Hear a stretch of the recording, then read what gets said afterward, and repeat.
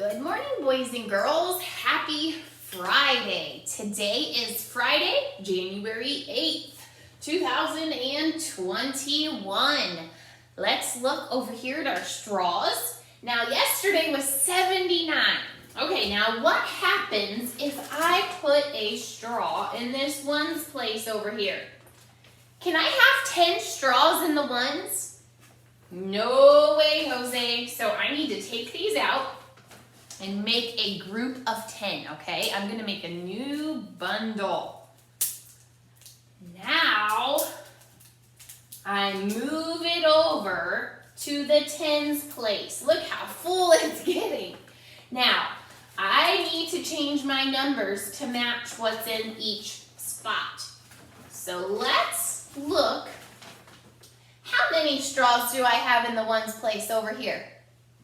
Good, 0. I don't have any in the ones today. So let's put a 0 over here. Now let's see how many groups of 10 we have, okay? Ready? 1, 2, 3, 4, 5, 6, 7, 8. Oh, somehow we had an extra. Oh no! Okay. So we have 8 groups of 10. So if I count these by tens, I would say 10, 20, 30, 40, 50, 60, 70, 80. All right, so let's put an 8 in the tens place because that's how many tens we have. Now, I'm also going to erase these ones because look, we don't have any ones today. I'm gonna make a new 10. Now, let's count by tens one more time. Can you do it with me? Okay, 10, 20, 30, 40, 50, 60, 70, 80. 80 whole days.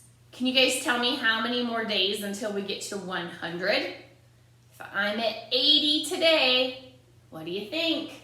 Can you do the math in your head? Good, 20 more days until 100. All right, so before we look at our reader's notebook today, I want to show you a page in our Journeys book that's all about subjects and verbs. So this tells me that in a sentence, the subject and the verb have to agree. Both must tell about the same number of people and things. Add an S to most verbs when they tell about a noun that names one thing. So down here, like you can see how this makes sense. It says one. So here's one boy pulls his sled. I wouldn't say one boy pull his sled. That doesn't sound right. So that's why we have to say one boy pulls his sled. Just like down here, it says Brett slides down the hill. I wouldn't say Brett slide down the hill. I would say Brett slides down the hill. Now over here, when there's more than one, we would say 2 girls pull their dog. Now, since I have girls, I don't need to say 2 girls pulls. That doesn't sound right. We say 2 girls pull their dog. Now, one more down here when I have children. That means more than one child. Children slide across the pond. I don't say children slides across the pond. I say children slide across the pond. So when you think about these sentences, it really, you can almost go with just what makes sense in your head. What sounds right, okay? So for today, you only have one page to do in your reader's notebook. And that is page 194. So 194 is about what we just talked about in that book. On this page, it gives you some rules to remember.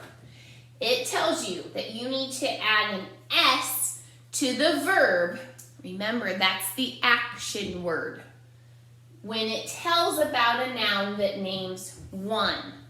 Like David is one kid, puts on his coat. So I have that S on puts.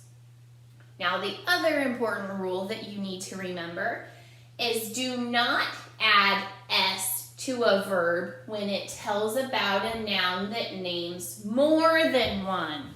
So if we say, like in the book, it shows you the example, snowflakes, there's a lot of snowflakes, more than one. Snowflakes fall on the ground. I don't need to say snowflakes falls. That doesn't make sense. I say snowflakes fall. So it wants you to fix these mistakes, okay? Now, they give you some proofreading marks. We have seen this guy before. That means to add or put something in. Maybe we need to add a period, or you need to add a capital or something like that, or an S. Now this little line, it kind of looks like a strike through. You could cross something out.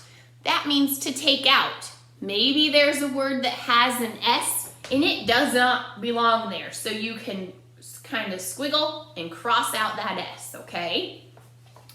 So make sure for today, for January 8th, you do page 194 in your reader's notebook.